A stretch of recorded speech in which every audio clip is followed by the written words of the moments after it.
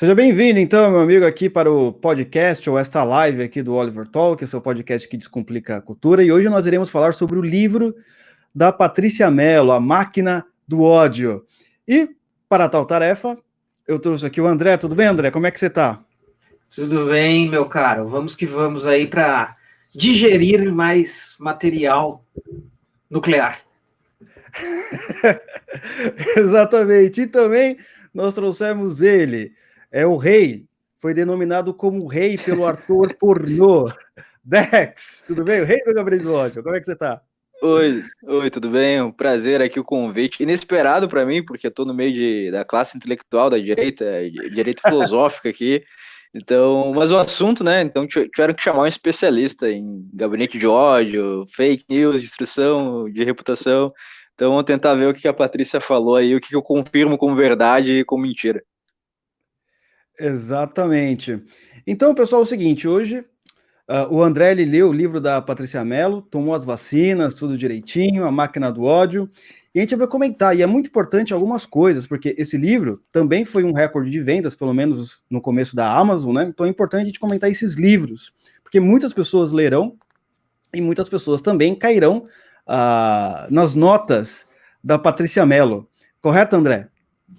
Correto, meu caro. Pois é. A tarefa hercúlea, ingrata aí de ler, mas a gente faz a gente faz a catarse por vocês, né? Então, vocês que pensam, poxa vida, esse livro aqui, A Máquina do Ódio, falar aqui sobre fake news, gabinete do ódio, esses assuntos, até que alguém da direita pode se interessar por isso daqui, mas, porventura, né, não compre, assista aqui a nossa live, assista a nossa análise, e a gente vai tentar explicar para vocês aqui o livro.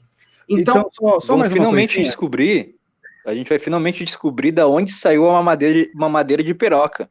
Que ela deve ter falado nesse livro, né? Que ela falou da mamadeira de piroca. Eita, finalmente. O Dex também ele faz parte de um podcast chamado Dead Penguins, se eu não me engano é o nome. Isso. E tem um parceiro dele lá no podcast, que é o senhor Romanini, que ele faz as capas aqui do nosso podcast. Também não esqueçam de visitar a loja dele, que está aqui na descrição, na Wake Up Império. O podcast de vocês, inclusive, quase chegou em primeiro lugar, não foi, Dex? Foi, chegou a ficar nos em altas lá, a gente ficou em quinto, mas aí, infelizmente, a Michelle Obama chegou e derrubou todo mundo, ficou em primeiro. Fazer o quê, né? Estamos tentando. Daqui a 5 meses tem a próxima edição do podcast, que a gente é muito preguiçoso, a gente faz semestral o negócio, mas uma hora vem aí. É verdade, daqui a pouco o pessoal então não perca o próximo podcast do Dead Penguin junto com o Dex, Dr. Leitados, quem sabe ele vem aqui para a próxima vez, e o Mr. Romanini. Estamos negociando. O passe do Dr. Leitados é muito difícil, ele está empenhado ali em achar a cura e distribuir. A gente vai tentar fazer as negociações para ele vir aqui no próximo.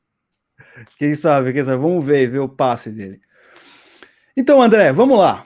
Você leu o livro, então, por favor, nos apresente como é que é o livro, como é que ele funciona, não é? O que ela escreveu aí, se tem alguma coisa de útil, ou se é que nem os outros livros de esquerda, né? Autoajuda, é um negócio sério, dá medo, vai ser bomba nuclear. Vamos lá, já tomei dois Plasil aqui, já vamos encarar. Então, assim, como eu costumo sempre falar um pouquinho do aspecto físico-editorial do livro, e tem até um elemento importante aqui que é uma intersecção entre o aspecto físico e o aspecto de potencial de vendas. Então, o livro ele tem um tamanho de bolso, né? É um livro pequeno. Ele tem 294 páginas, é até relativamente grande, mas pelo formato bolso, né? Se fosse num formato maior, seria um pouquinho mais fino. E o papel é um papel meio... Não é um papel superior no qual foi impresso esse livro. Isso quer dizer o quê? O que isso quer dizer? Quer dizer que provavelmente a expectativa de vendas desse livro é grande, né? Porque mais barato o papel permite imprimir mais, e quando a editora imprime mais, espera-se que vai ser vendido tudo isso que for impresso. Não tem tiragem aqui, né? Aqui não está dito quantos exemplares foram impressos, mas eu deduzo isso pela qualidade aqui relativamente inferior do papel. Não é ruim, não é horrível o papel, mas não é um papel padrão, de qualidade padrão de livros. e foi publicado pela Companhia das Letras, né? Veja bem, aqui dos livros que a gente já analisou, não lembro qual... só o livro do Zizek que saiu pela Boitempo, mas o livro da Márcia Tiburi foi Record, livro da Djamila é Companhia das Letras, e agora, aqui, Patrícia Campos Melo, também Companhia das Letras, / Grupo Schwartz, né? Que é o conglomerado aí de editoras que envolve a Companhia das Letras. Então, olha só, o nível de prestígio, essas pessoas, elas conseguem acessar a nata do universo editorial, tá? Então, Grupo Record, que eu já falei, que é o maior grupo editorial do Brasil, e Grupo Schwartz, que envolve a Companhia das Letras, o Grupo Record é o maior e o Grupo Schwartz é o mais prestigiado, né? Então, os maiores autores, assim, best-seller do New York Times é a Companhia das Letras, normalmente, que compra e publica. Então, essas pessoas dispostas a emplacar essas teses são as pessoas que têm acesso ao mercado editorial, assim, mais prestigiado do Brasil. E aí, pois bem, Patrícia Campos Melo, uma jornalista da Folha de São Paulo, que acabou, o livro é bem recente, o livro faz referências a coisas de maio de 2020, né, aqui ao longo do livro, mas, conforme eu conversava com o Luciano, o livro não tem nenhuma tese nova. Isso foi uma surpresa para mim, por quê? Quando a gente parte para a leitura desses livros aqui, eu juro, eu parto para a leitura dos livros com toda a boa vontade do mundo, esperando que vá ter algo novo e algo, assim, digno de consideração. Mas não tem. Não tem. Quando você parte para a leitura e vai conferir a coisa, não tem. O subtítulo do livro é importante para a gente entender uma coisa que eu também não havia entendido logo de cara. O subtítulo do livro é Notas de uma repórter sobre fake news e violência digital. Então, ao longo do livro inteiro, eu comecei a ler, eu li o primeiro capítulo e falei, não, deve ser só no primeiro capítulo. Aí eu li o segundo capítulo e falei, não, mas no segundo também. O livro todo tem um tom, uma espécie de tom autobiográfico, né? É a experiência da Patrícia Campos Melo com o assunto fake news, com o assunto gabinete do ódio, com o assunto disparos do WhatsApp, com o assunto bots do Twitter. Ou seja, por que eu acho que isso faz o livro descer? A não ser que você seja um indivíduo interessado na subjetividade da Patrícia Campos Melo sobre esses assuntos, o livro não tem nenhuma utilidade, tá? Então, assim, a tese, ela é conhecida e você não precisa acessar a Patrícia Campos Melo para conhecer a tese de que existe um gabinete do ódio que dispara fake news para favorecer políticos de direita. E ao longo do livro, ela nunca restringe ao Bolsonaro, ela joga no mesmo saco. Bolsonaro, Trump, Duterte, Erdogan, um pouquinho do Nigel Farage e tal. Então ela fala que essa estratégia das mídias para propagar fake news e favorecer os direitistas, ela coloca na conta de todos esses caras. Então eu li Steve o livro... Bannon, ela não fala? Fala do Bannon também, fala do Bannon. Tá em alta ele essa semana. Ao longo do livro ela fala uma coisa interessante, que ela fala assim, em alguns momentos do livro tem leves autocríticas.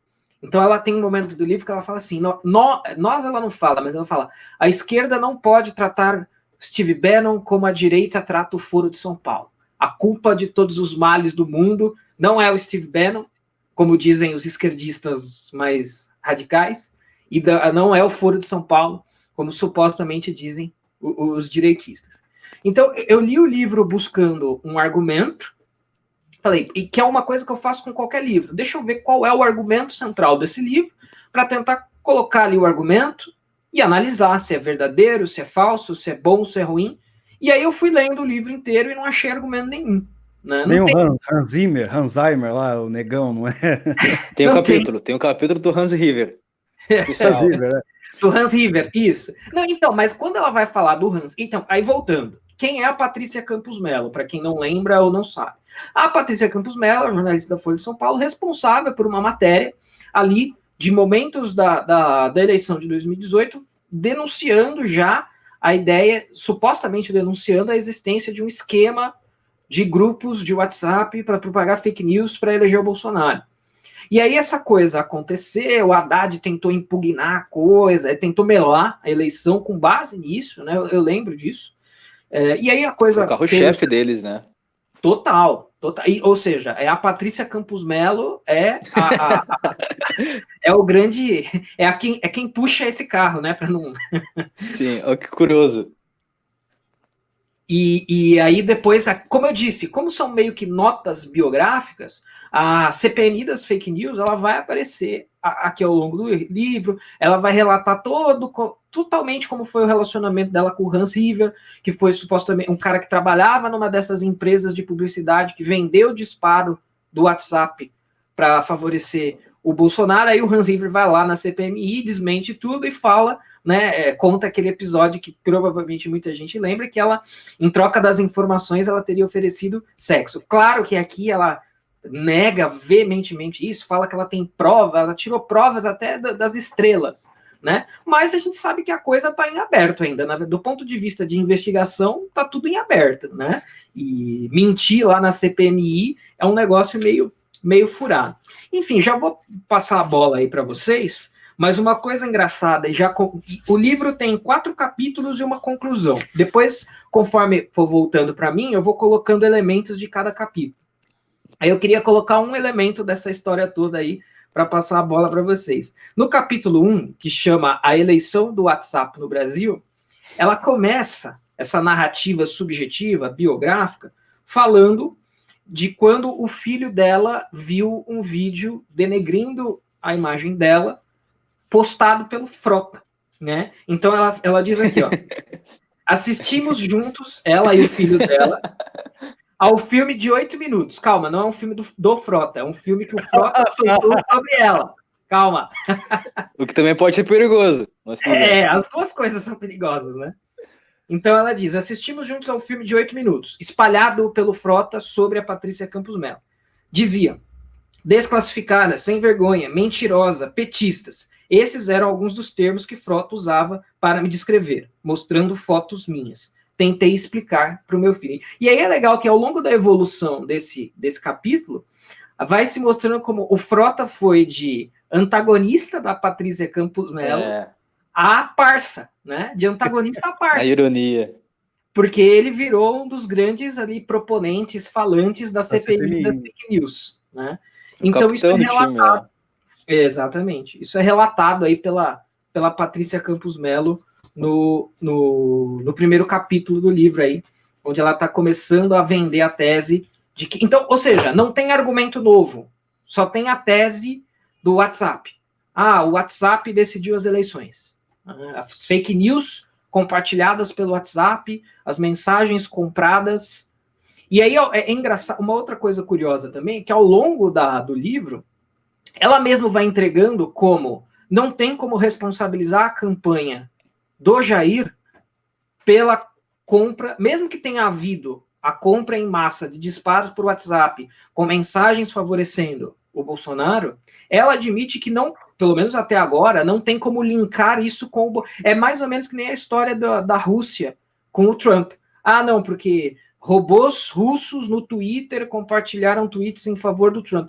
Mas toda a investigação que fizeram lá, e fizeram uma puta investigação, gastaram uma grana preta, mostrou que, tá, beleza, isso pode até ter acontecido, mas não tem como falar, não, o Trump ele pode ter sido até beneficiado por isso, mas não tem como estabelecer um link de prova dizendo que partiu dele.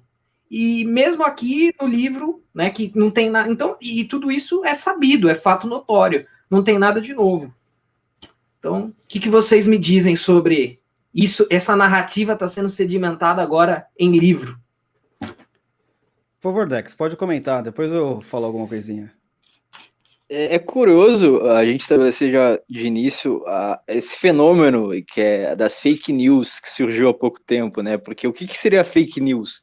Seria uma notícia falsa. Eu acho que surgiu mais com o Trump na última eleição, que ele começou a apontar fake news de algumas mídias dos Estados Unidos, como se fosse uma notícia falsa, deliberadamente feita para prejudicar um político em véspera de campanha, alguma coisa nesse sentido.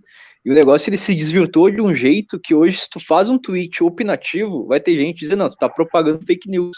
Mas peraí, minha opinião, se eu tô falando aqui que eu acho que o corona não vai ser tão grave no Brasil. Eu fiz um tweet meu em março falando isso, que eu achava que não ia ser tão grave no Brasil, e tem gente que hoje fala que eu propaguei fake news. Não era fake news, era uma perspectiva, era uma opinião. Fake news tem que ser uma notícia jornalística que ela tem um embasamento, um suposto embasamento, como se tivesse sido algo pesquisado, né? E divulgado por um jornalista que tem mais credibilidade para prejudicar alguém de forma deliberada. E a coisa, se elas. Tu pega agora a CPI das fake news, tu pega a lei de fake news, tudo está visando limitar a disseminação de qualquer tipo de informação e não combater a fake news. A fake news seria um veículo de imprensa fazer algo deliberadamente enganoso, né? Então é o que a Patrícia Campos Melo fez nas eleições. Ela fez uma matéria deliberadamente falsa para prejudicar um candidato em campanha. E aí, curiosamente, a ironia de tudo é que, por exemplo, tu pega o Frota que xingava ela, no outro ano ele estava defendendo numa CPI de fake news que não investigou nenhum jornalista, não investigou nenhuma matéria de imprensa.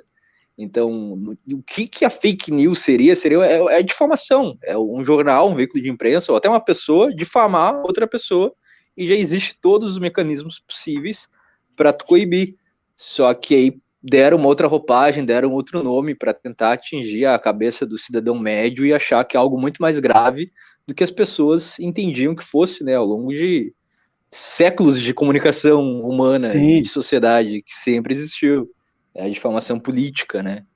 Então é um fenômeno bizarro, assim, e como eles colocam num pedestal e tentam atribuir todos os males àquilo ali. Então tu pega as eleições, eles falam, a eleição foi decidida por causa disso.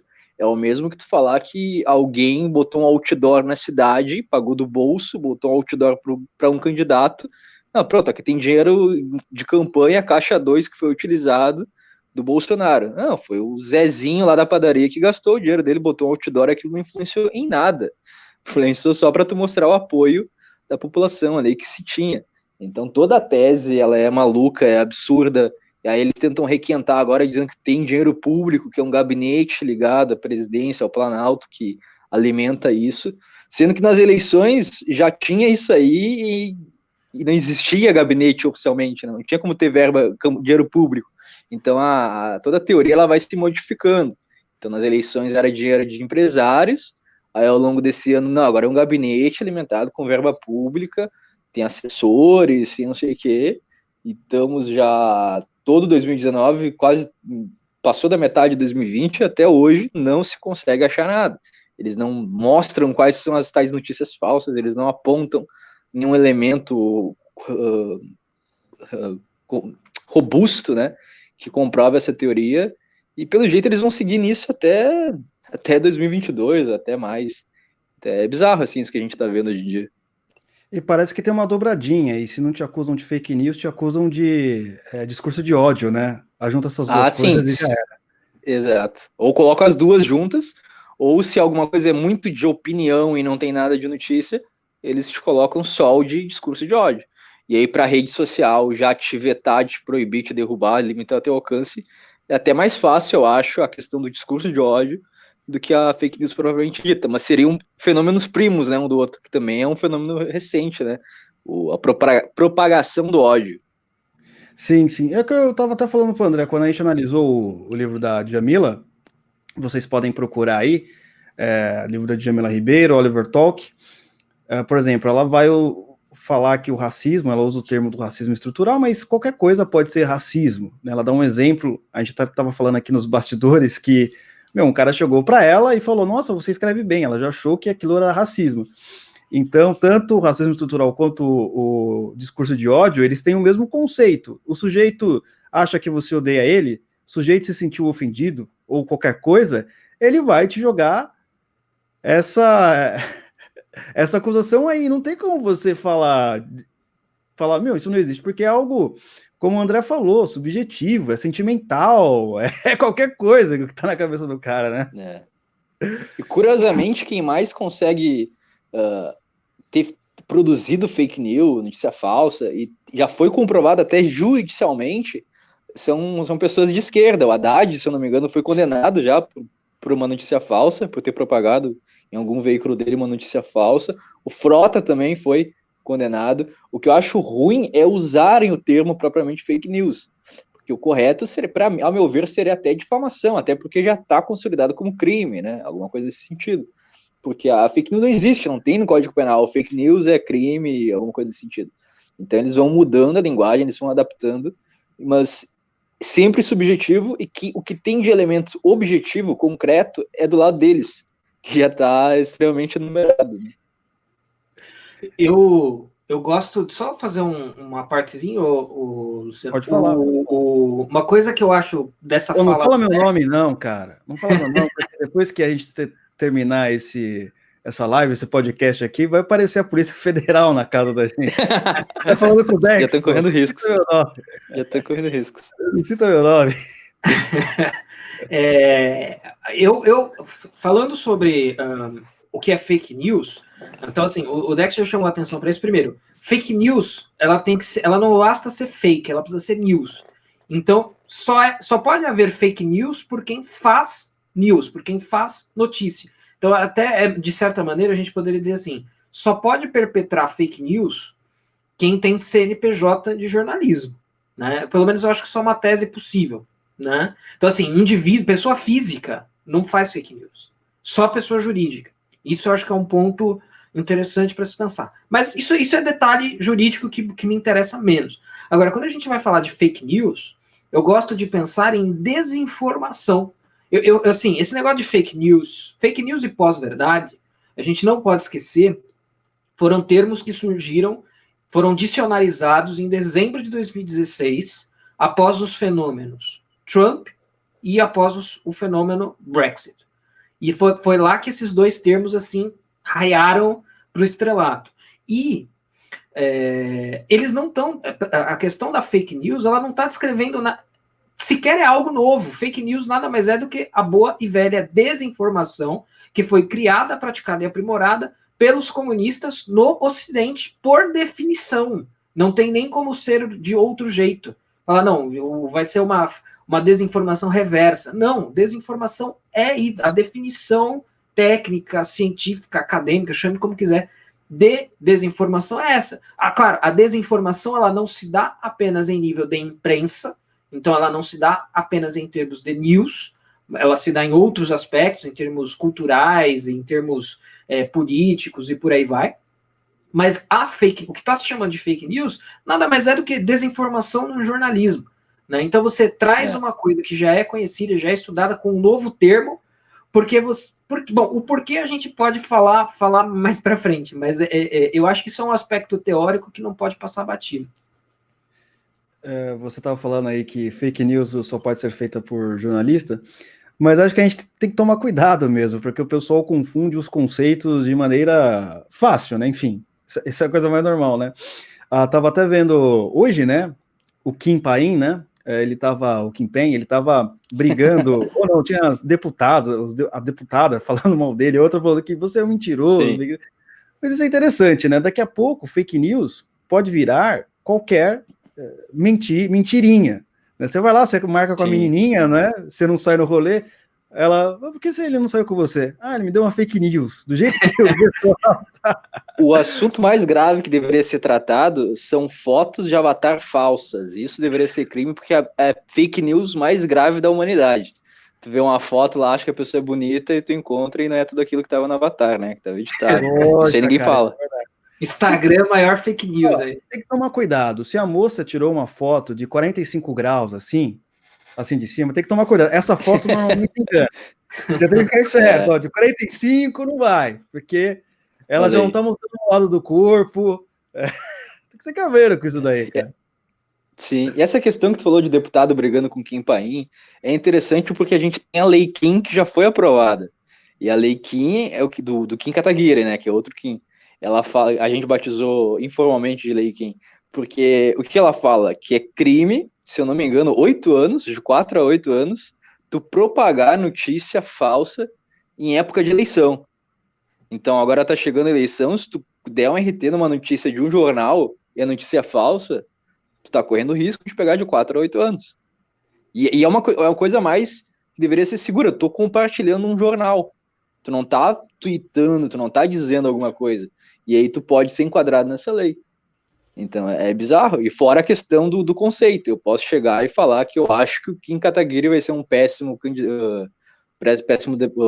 péssimo deputado, porque ele é subalterno ao Dória, sei lá, e é uma opinião minha, não estou comprovando, não é uma notícia, não é nada.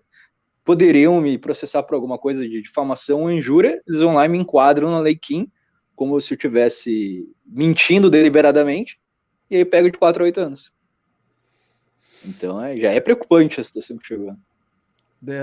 Depois que ele virou deputado, né, já está se protegendo para a próxima eleição. Exato. Tudo corporativismo. É isso que acontece, é o corporativismo deles. Porque se eles quisessem realmente disseminar esse grau de desinformação que a gente vê na mídia, eles fariam algo voltado mais a veículos de imprensa. Que aí também é outra discussão, se cabe ou não cabe. Porque tem a máxima que liberdade de imprensa tu combate com mais imprensa, que é tu tentar rebater, e já os mecanismos que já existem. Mas eles vão distorcer de um jeito que vai ficar realmente complicado para o cidadão comum ir lá e até compartilhar uma notícia que, em tese, já foi verificada por um jornal. Sim. Antes de você ir para o próximo tópico, André, eu queria só concluir dizendo o seguinte: a despeito do livro Não Ter Nada de Novo, daquilo que já está na internet, que o pessoal já está acompanhando normalmente, até saber mais do que ela, provavelmente, a gente não pode esquecer que o livro ele tem esse poder de sedimentar a narrativa para os tempos futuros, não é? Sim. Porque por mais que a gente fique, por exemplo, na internet, falando que é fake news, etc, etc, etc, as notícias da internet somem como qualquer coisa, não é? Aí o a livro, gente por com exemplo... canal de... Pode falar. Não, a gente com canal de YouTube, com Twitter, com rede social, a gente tem aquela transmissão efêmera que ela vai se perder em uma semana, um mês, enquanto que o jornal e o livro eles vão ser usados como fonte para ser escrita a história. Então, o que está sendo cravado hoje em livro e em manchetes, daqui a 30 anos vai estar em livro de história, como fato que aconteceu. E quantos de nós vão estar lá para tentar falar que foi diferente ou não foi, e a nova geração, a gente é uns velho doido, uns velho gaga. Exatamente. Não, tá aqui no livro, o livro tá falando das matérias, tu é doido, tá gaga. Então eles vão, de um jeito assim, vão fechando tudo e a gente tá ferrado. Não tendo esse exatamente, é como acontece, por exemplo, sobre o período da ditadura militar. Você tem uma enxurrada de livros de esquerda na época, falando como era o período, e a galera fala, foi assim mesmo, todo mundo era perseguido, não tinha terrorismo, nada disso. Inclusive, hoje de manhã, eu dei uma aula muito interessante sobre Aristófanes. Aristófanes ele foi um sujeito que viveu na Grécia Antiga, para você ver como esse efeito já acontecia nos tempos imemoriais. Ele foi um sujeito que escreveu uma peça, uma comédia chamada As Nuvens, em que lá ele fala que Sócrates, o filósofo, ele simplesmente era um ateu, ele era imoral, ele corrompia a juventude, etc. 20 anos depois, para você ter uma ideia, 20 anos depois, os acusadores e o tribunal de Sócrates pega essa peça e usa esses argumentos para matar Sócrates. Os argumentos dessa peça, para você ver, 20 anos ao poder que tem, né, algo cultural, e já acontecia isso, pô. Esse evento foi o quê? Ano 400 antes de Cristo, já era assim lá. Imagina agora que tá todo mundo na escola e pode estudar esse livro da Patrícia Mello, provavelmente, não sei, né, mas se for um livro de esquerda qualquer, aí que o pessoal acabe levando para a universidade, vai virar tese de universidade de jornalismo, o pessoal vai propagar como eles sempre propagam, né? Coisa normal. Pronto. Isso vai virar livro reportagem. É muito comum nas faculdades de jornalismo os trabalhos de conclusão de curso serem livro. Isso aqui me lembrou um livro reportagem. Não é 100% livro reportagem, mas parece um pouco. Né? Inclusive tem trechos de reportagens da Patrícia Campos Mello aqui.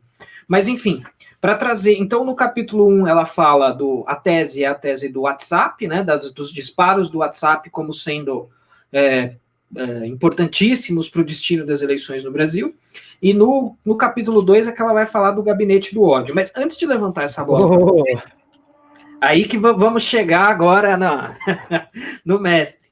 Mas olha só, lembrem que eu falei agora há pouco que eu não encontrei argumento no livro, né? Então não tem um argumento, principalmente novo, concatenado. Mas tem uma coisa no livro. O livro todo ele é marcado, na minha visão, como o complexo de grandeza do jornalista. O tempo todo eu li esse livro e falo, caramba, mas como ela se atribui uma importância gigantesca por ser jornalista. E isso tem um fato muito interessante para nós aqui, porque assim, muito antes do Bolsonaro, eu sou um crítico do jornalismo e da imprensa há muito tempo. Há pelo menos aí uns 8 anos. Antes, pelo menos eu particularmente, antes de eu sonhar com Bolsonaro presidente. E o jornalista, para mim, eu acho que é uma função, existe, é interessante, é razoável, mas assim, não tem essa visão heróica e romântica do jornalista como herói, o paladino das coisas, das virtudes elevadas. O que eu noto nesse livro dela aqui o tempo todo é isso. Como ela é uma coitadinha, porque ela foi perseguida pelo gabinete do ódio, pelos robôs do Twitter. E aí tem uma passagem aqui muito engraçada, porque ela vai citar um ranking internacional, quer ver? Vou achar aqui para ler para vocês. Ela cita um ranking internacional de perseguição jornalística, e olha só que interessante. Diz assim, aqui na página 93. Em março de 2020, a One Free Press Coalition, uma associação de veículos de mídia como Associated Press, Deutsche Welle, Financial Times, Reuters, Time e Washington Post, publicou sua lista de 10 casos mais urgentes de jornalistas sob ataque. Olha só, prestem atenção. Meu nome aparece em terceiro lugar. Então ela é a jornalista heróica perseguida, e o jornalismo ele encarna essa profissão de grandeza e altamente perseguida pelos populistas tecnocráticos. Mas olha só que interessante, o nome dela está em terceiro lugar nessa lista. Prestem atenção no primeiro e no segundo. Prestem atenção. Oriente Médio. A lista é encabeçada por Chen Qiushi, jornalista chinês que desapareceu enquanto cobria a epidemia de coronavírus em Wuhan, e ele segue-se Daler Sharifov, jornalista do Tajiquistão, detido por sua cobertura investigativa. Ele escreve sobre política e religião e foi acusado de fomentar o extremismo com textos sobre teologia islâmica e irmandade muçulmana. Olha só com quem a mulher está se comparando. O cara está na China e no Tajiquistão, provavelmente os dois devem estar mortos. E ela aparece... E ela está sendo xingada no Twitter. Isso, o pessoal fez uma hashtag e acha que... E assim, pela leitura do livro, eu acho que ela realmente acredita que essas são coisas, assim, se não equiparáveis no sentido pessoal dela, são equiparáveis no sentido da grandeza do jornalista e de como o jornalista é essa figura heróica, quando, na verdade, para mim, o jornalista, ele nunca passou de mosca de padaria.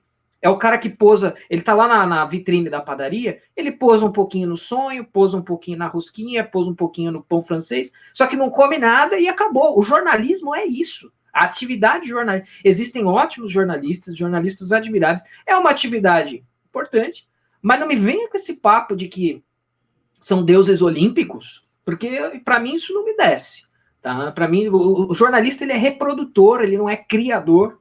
Mas ao longo do livro inteiro aqui eu achei muito interessante essa tese isso é onipresente no livro, né? Se não tem um argumento, tem com certeza esse senso de grandeza auto-imputada pela Patrícia Campos Melo. E aí o capítulo 2 é isso, é o take two agora não do WhatsApp, mas do gabinete do ódio, perseguindo a Patrícia Campos Melo e outras jornalistas mulheres que jamais elas seriam questionadas, e elas foram questionadas na internet, e isso se equipara a jornalistas que tomaram chá de sumiço na China.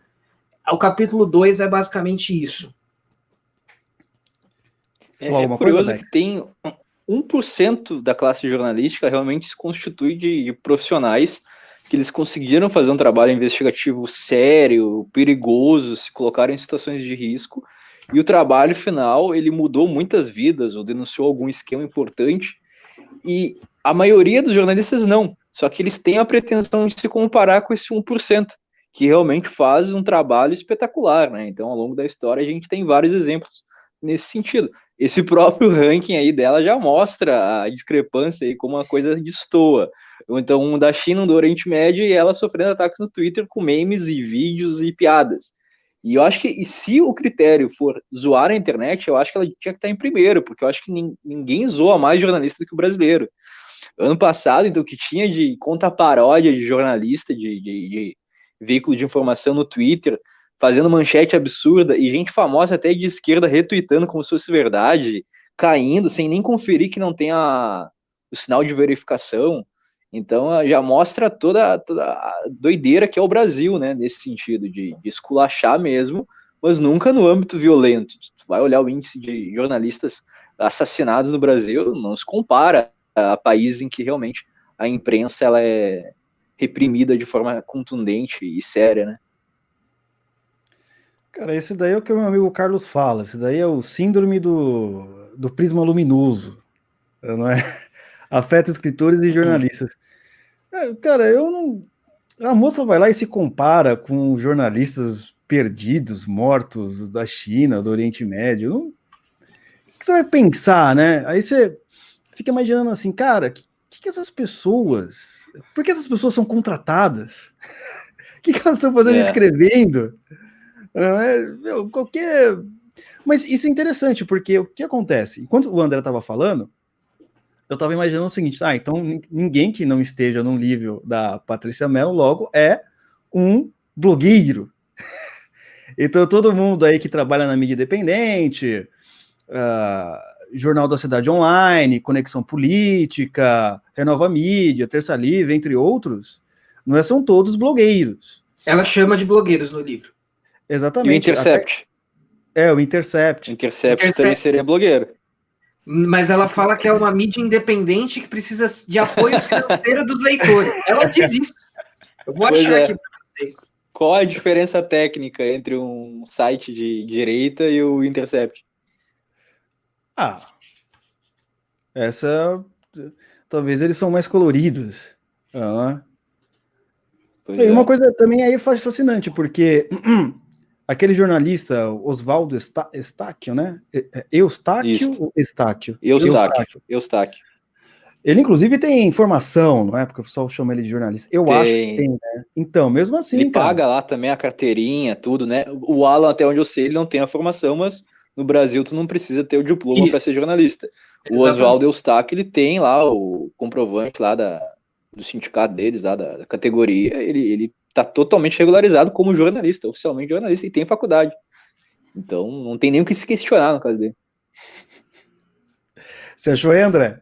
Achei. Ela diz, numa das últimas páginas do livro, página 247, ela diz assim: outros veículos também vêm encontrando caminhos. Alguns dependem de pequenas doações de leitores e de financiamento de fundações, como a Agência Pública e o Intercept no Brasil, e a ProPublica nos Estados Unidos. Outros, como The Guardian, né? E aí, porque no final do livro, ela fala que todo mundo tem que comprar jornal, e tem que fazer campanha para o vizinho comprar jornal. Né? Espalha a palavra. Exato. E uma das coisas mais ridículas, uma outra tese do livro, talvez isso seja uma tese do livro, porque ela fala que ela faz uma defesa da mídia mainstream. Porque ela fala, claro, o teor aqui todo a mídia mainstream está perdendo espaço para as mídias alternativas e para a internet. Aí ela fala assim: vocês têm que entender que a mídia mainstream ela tem uma vantagem. A mídia mainstream, ela pelo menos tenta ser neutra. Ela tenta ser imparcial.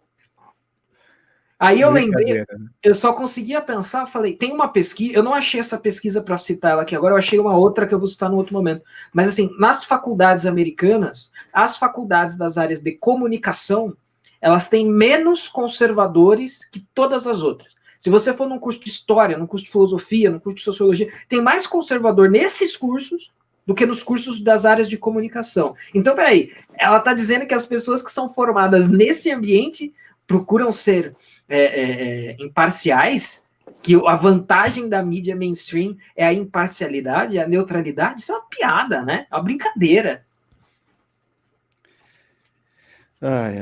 Isso daí é uma coisa também interessante, né? Porque hoje é muito difícil, né? Eu, de vez em quando vou ler também uma notícia, você percebe que tem um conteúdo de opinião. Não é? Assim, o que seria o mais imparcial possível? Seria apenas uma descrição do acontecimento, não é? Ali, por exemplo, o cara caiu na rua, né? Você fala, ó, sujeito tal, fulano caiu na rua. Os caras falam, não, ele caiu na rua porque um bolsonarista o empurrou. Assim, Não, ou coloca na manchete, a pessoa cai do ônibus porque foi empurrada por bolsonarista. A pessoa que estava atrás que empurrou, eles já colocam a qualificação da pessoa. Não é tipo, pessoa é empurrada no ônibus. Tem que saber quem empurrou. Se não, se for, e principalmente se a pessoa que foi empurrada ela é de alguma minoria, né? Se é um LGBT ou alguma coisa assim nesse sentido, aí pronto, manchete. Então tem várias manchetes assim, né? Que destacam essa qualificação da pessoa. E eu acho que esse fenômeno muito de fake news tem muito a ver com a falta de credibilidade que a imprensa está tendo hoje em dia, como um todo, devido a ter feito muitas fake news. Então, eles forçaram demais a corda e hoje em dia muita gente não acredita no que está lendo por causa disso. Aí eles vão procurar outras informações que pareçam um pouco mais confiáveis. E o negócio é tão absurdo que até a ciência, a pesquisa científica, ela também está enviesada desse jeito. Então tem várias pesquisas, tem várias pessoas pesquisadoras que relatam, não, a gente foi pressionado a não seguir nesse estudo aqui, porque ele estava tratando de assunto X que é tabu aqui na comunidade acadêmica. Então é uma contaminação geral, e aí hoje a gente está nesse debate da fake news, mas é um negócio muito mais amplo do que a gente imagina, né? eu ia falar o seguinte, André, sabe por que ela falou para comprar jornal? Né? Para o pessoal pagar o salário dela, entendeu? Claro. Eu ia falar que é pro gato ter caminha, né? Pro gato ter banheirinho.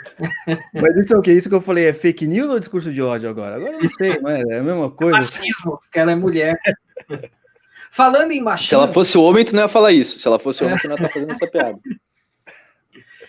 Falando em machismo, outro episódio que aparece no livro é o episódio do furo, né? Quem não lembra da Patrícia Campos Mello, é a Patrícia Campos Mello que está envolvida na frase do Bolsonaro, a jornalista queria dar o furo. E quando ela fala... Então, assim, o livro... Ela explica isso no livro? Explica. Não acredito. É que nem eu falei, o livro é muito autocentrado. É um diário. É quase isso, porque ela vai falar depois... Nos capítulos, no 3 e 4, que são os últimos capítulos, ela vai falar muito da Índia e do Modi, né? E da Hungria e do Orbán. E ela consegue, assim, ela se imiscui na história, né? Tem Patrícia Campos Mello na história, porque ela cobriu as eleições da Índia, né? Então, assim, é aquilo que eu falei. Esse livro aqui a gente está lendo porque a gente faz esse trabalho catártico. Agora, quem eventualmente, a não ser que a pessoa tenha interesse na perspectiva da Patrícia Campos Mello, né? Assim, isso é claro, do ponto de vista objetivo. Do ponto de vista de sedimentar narrativa é uma outra questão. Mas, assim, o livro é muito autocentrado. E aí, no episódio do furo, eu até esse trecho foi o trecho que eu compartilhei no Twitter. Ela vai falar depois que ela recebeu afagos, né? As jornalistas, mulheres, que absurdo. Ah, meu Deus, um homem falando da mulher dar o furo e tal. Aí ela solta duas pérolas na página 98. Que ela fala assim: o rechaço às agressões misóginas transcendeu a polarização e não se limitou à bolha progressista. O jornalista José Luiz da Atena, conservador que pilota um dos programas policiais, e aí mais para frente ela fala Diogo Mainardi, comentarista conservador e um dos fundadores do site antagonista. Então, ou seja, ela tenta dizer que, assim, todos os lados do espectro condenaram a agressão extremamente absurda que foi a piada do furo. Né? Então a piada do furo foi assim um crime contra a humanidade, um crime em toda a linha, como diria o Olavo. E aí ela recebeu afagos não só das suas parças mulheres e dos esquerdistas da bolha progressista, mas também desses dois representantes assim de carteirinha do conservadorismo, que é o José Luiz da Atena, que tem um quadro do Che Guevara na sala da casa dele, e o Diogo Mainardi. Esses caras saíram em defesa dela no episódio Furo. Pô, é por isso que ela tá em terceiro lugar, né, no ranking dos jornalistas mais perseguidos, né? A isso equivalente a uma morte de um jornalista chinês lá, pela do Furo. Alguma coisa para comentar, Dex? É impressionante a pretensão dela, porque ele estava falando que ela cobriu as eleições da Índia.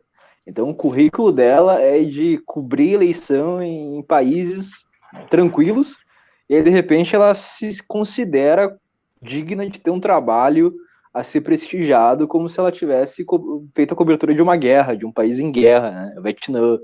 Então, é muito isso, né, que eles têm, essa vontade de ser muito mais importante do que eles realmente são, sem ter que fazer algo que realmente seja.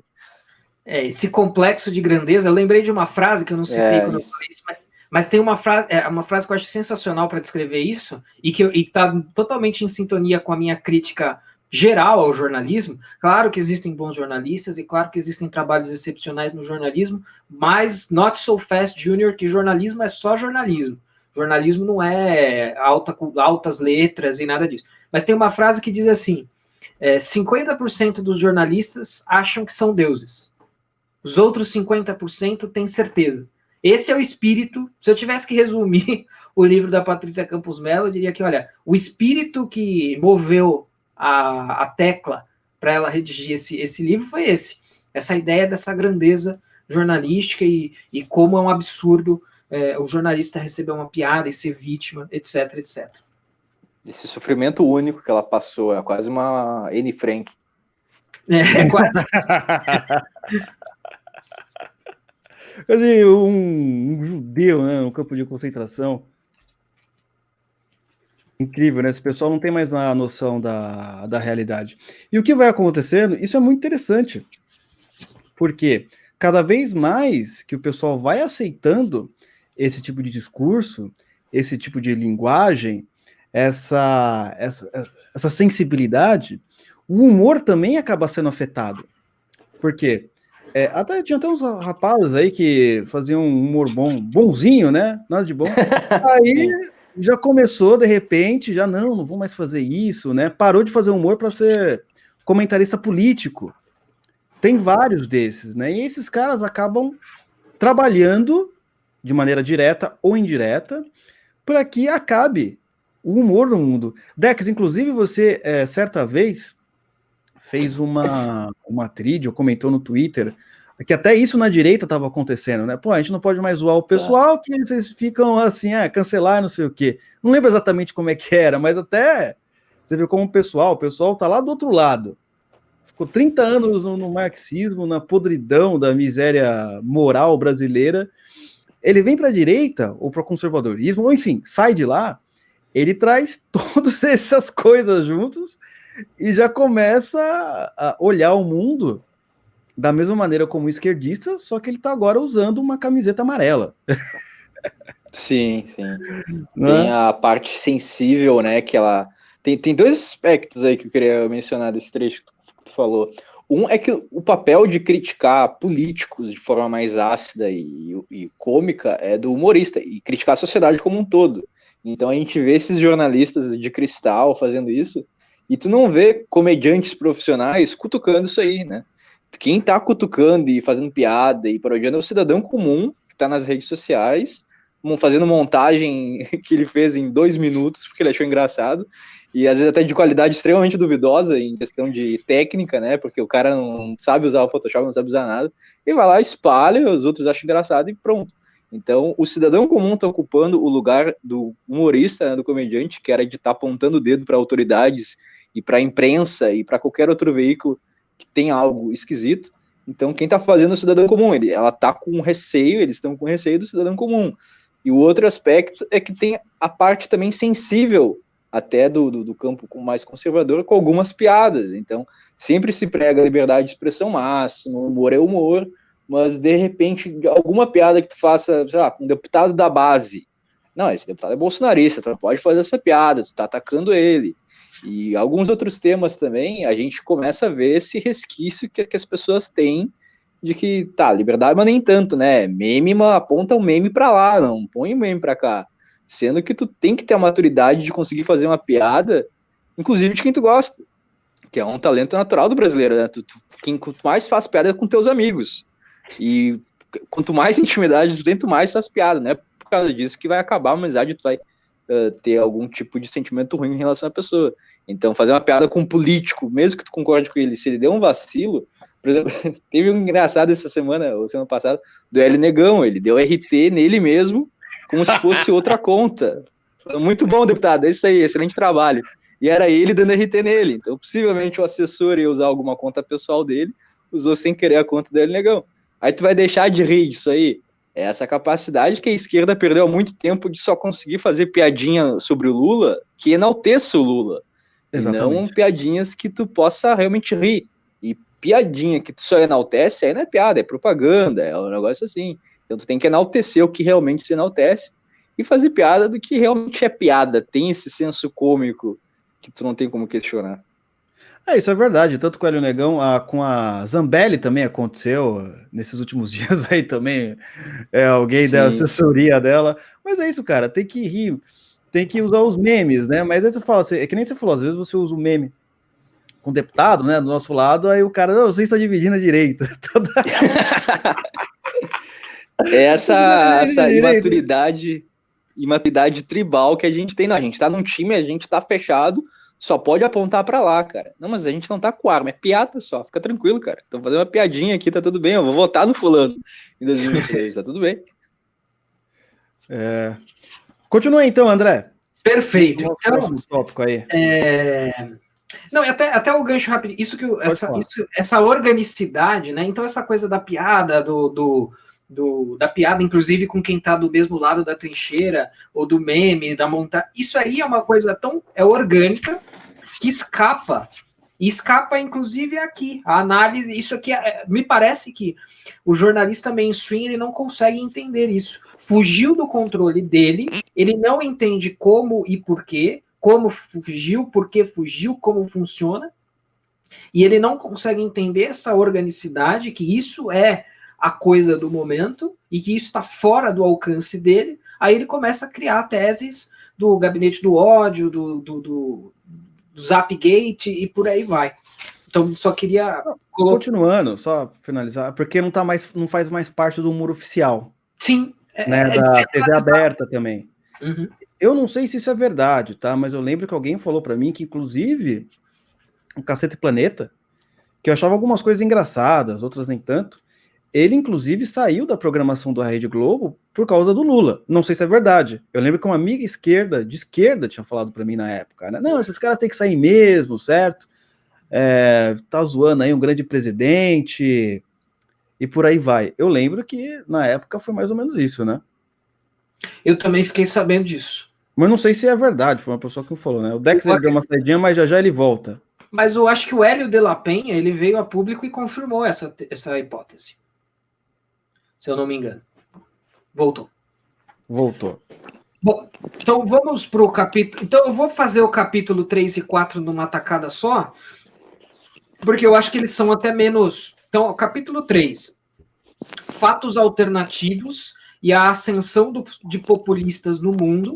Então, o capítulo 3 e 4, eles são menos centrados no Brasil, menos centrados no Bolsonaro, embora a todo momento ela fale que o Bolsonaro está emulando o Trump, emulando o Erdogan, o Duterte, etc, etc.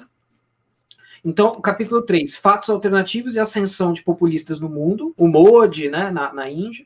E o capítulo 4, Bolsonaro e o manual de Viktor Orbán para acabar com a mídia crítica.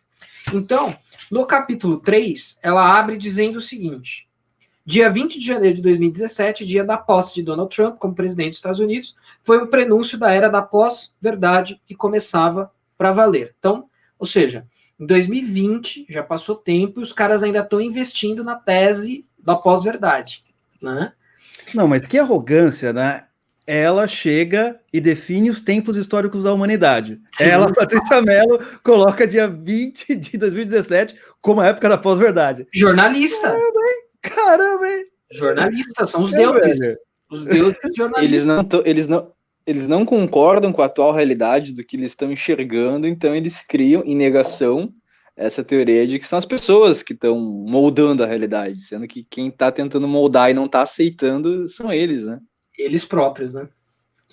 E aí, nesse capítulo, ela vai falar... Eu não lembro se é nesse capítulo, mas ela vai falar um pouco dessa coisa do uso da internet. Ela traz aquela polêmica do Cambridge Analytica, né? Que você vai lá, joga o joguinho do Facebook, aí o cara pega teu nome, teu sexo, o que você gosta, e aí depois vende essa informação para uma agência de publicidade que vai fazer propaganda dirigida, e em 2016 o Trump teve o insight a campanha do Trump, né, teve o insight de usar isso em seu favor, né, o pessoal lá do Brexit também, aí dirigiu isso e conquistou novos eleitores e ganhou a eleição por causa disso. Só que aí tem um trecho muito interessante no capítulo 3, em que ela admite, tem uns 3, 4 momentos de lucidez no livro.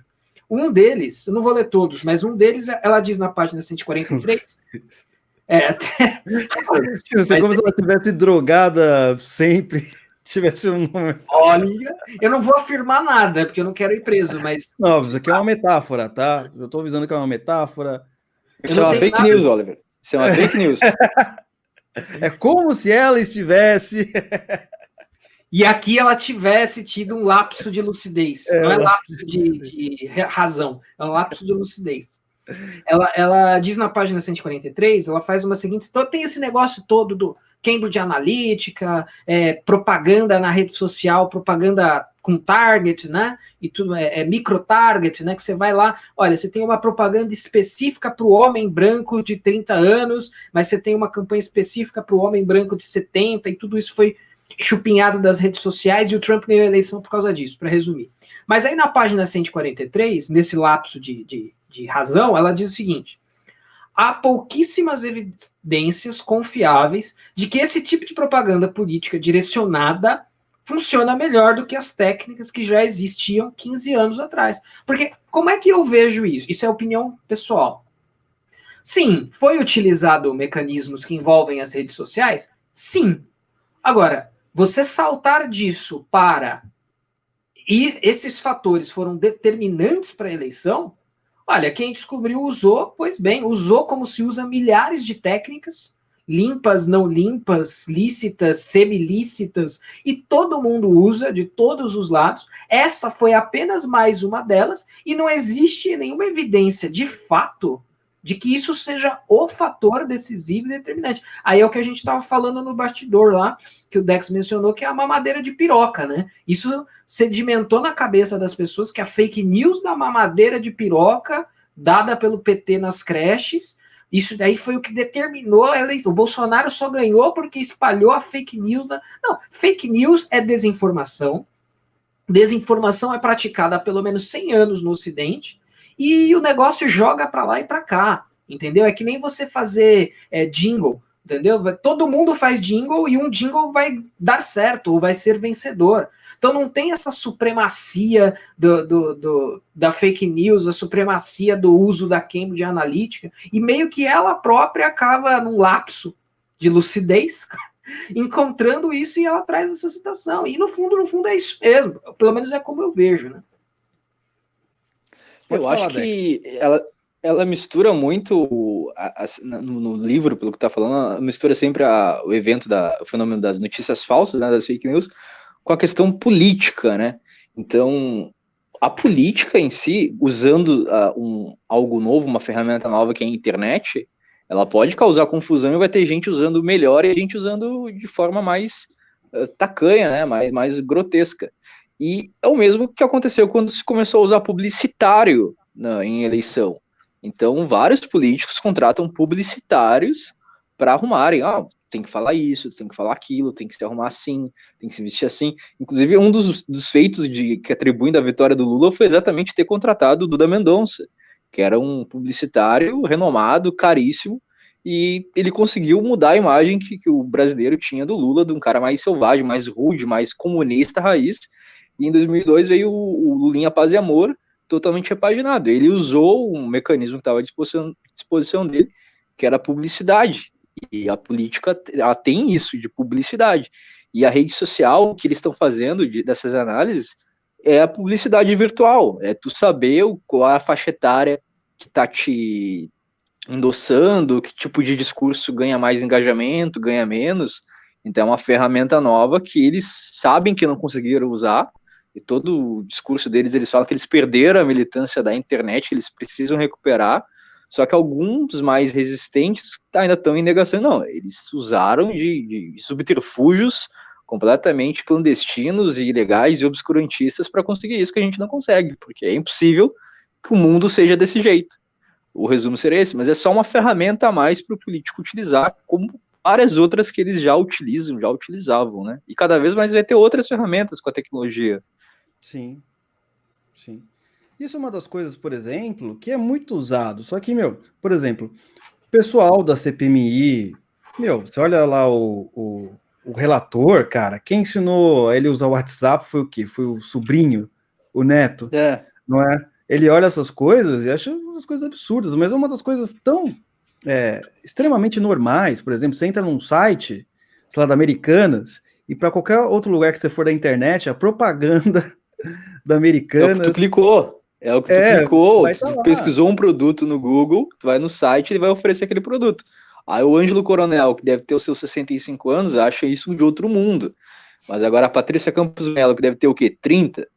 Embarcar nesse tipo de teoria já é um negócio que foge da compreensão, né? Aí tu começa a duvidar que ela esteja usando entorpecentes.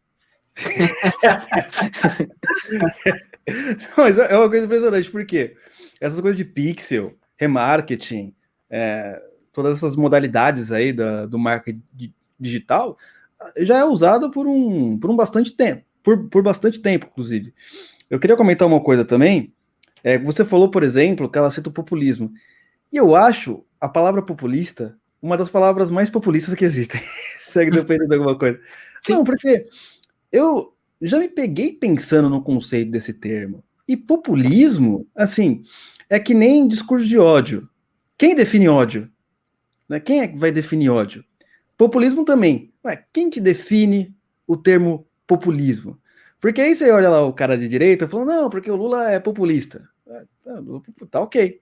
O cara de esquerda, não, porque esse Bolsonaro aí é populista. Eu falei, se todo mundo usa esse termo, ninguém dá uma definição para o que é populismo, então populismo é qualquer coisa. Não é muito... É racismo estrutural. É qualquer coisa. Então, populismo, até hoje, né? Eu queria fazer uma...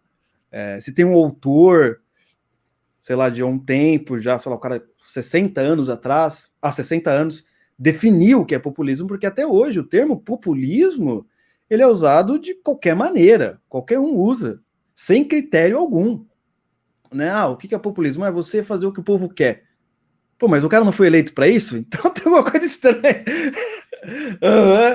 É um dos termos, Sim. assim, realmente, que consta de retalhos, né?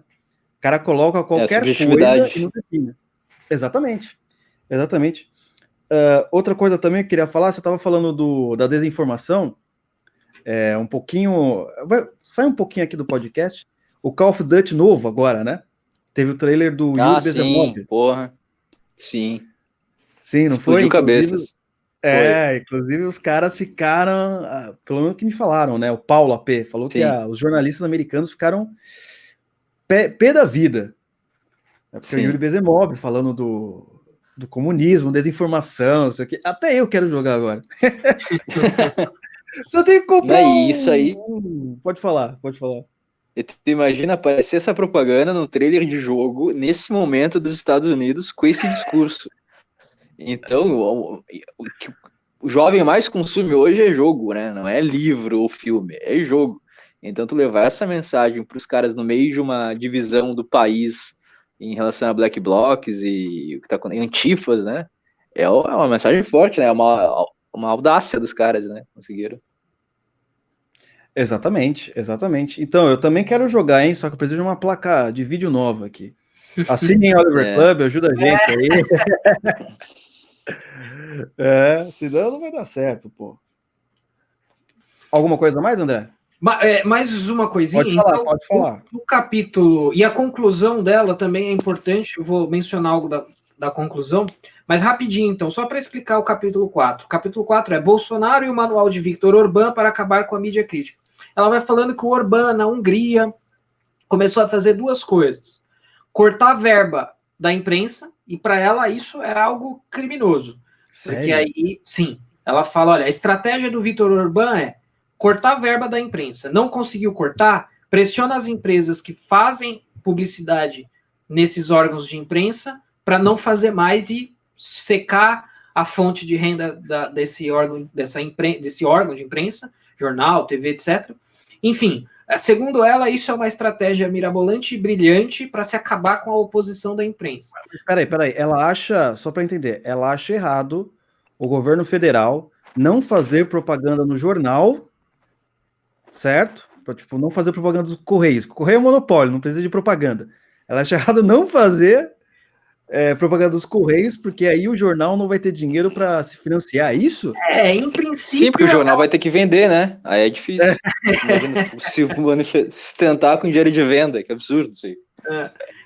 Em princípio, ela está revoltada com a divisão ser injusta. Ela cita aqui a Globo, ela fala, olha, desde que o Bolsonaro foi eleito, o percentual de verba federal para a Globo foi de 60 para 30, e da Record do SBT foi de 30 para 45. Em princípio, ela está se revoltando contra isso, mas assim, é muito, muito, muito fácil a gente construir um caso aqui de que a imprensa não tem que receber nenhum tipo de incentivo estatal. Né? Se vai haver Estado e se vai haver esse tipo de gasto, ele não tem que ser desse jeito.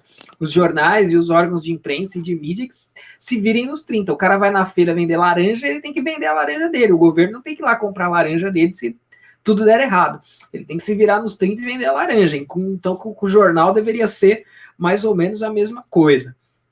Então, aí a Patrícia Mello pode, então, amar o Paulo Guedes. Se ele privatizar tudo, até